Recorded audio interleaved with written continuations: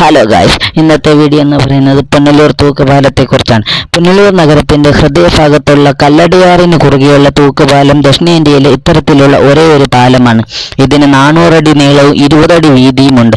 1877 സ്ഥാപിച്ച പാലം യാത്രക്കാരുടെയും ചരക്ക് ഗതാഗതത്തിന്റെ മൗണ്ട് ഫ്ലോ അനുവദിക്കാൻ പര്യാപ്തമായിരുന്നു.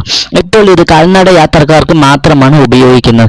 അവിടെ ജനഗതാഗതത്തിനായി ഒരു പുതിയ കോൺക്രീറ്റ് പാലവും പണിതിട്ടുണ്ട്. തൂക്കുപാലത്തിന്റെ ഈ നിർമ്മാണം 1871 ആരംഭിച്ച് 1877-78 പൂർത്തിയായി. സ്കോട്ടിഷ് എഞ്ചിനീയറായ ഹെൻറിയുടെ മേൽനോട്ടത്തിലായിരുന്നു തൂക്കുപാലത്തിന്റെ പ്രവൃത്തി. ഇതിന്റെ പൂർത്തീകരണത്തിനായി 250ഓളം തൊഴിലാളികൾ 2212 ദിവസം ജോലി ചെയ്തു. ഇരുമ്പ് കമ്പികൾക്ക് മുകളിൽ സ്ഥാപിച്ചിരിക്കുന്ന മരപ്പലകകൾ കൊണ്ടാണ് ഇതിന്റെ അടിസ്ഥാനം നിർമ്മിച്ചിരിക്കുന്നത്. പ്രധാനമായും ഇതാണ് തൂക്കുപാലത്തിന്റെ വിശേഷങ്ങൾ എന്നറിയപ്പെടുന്നത്. അപ്പോൾ ഓക്കെ, ബൈ.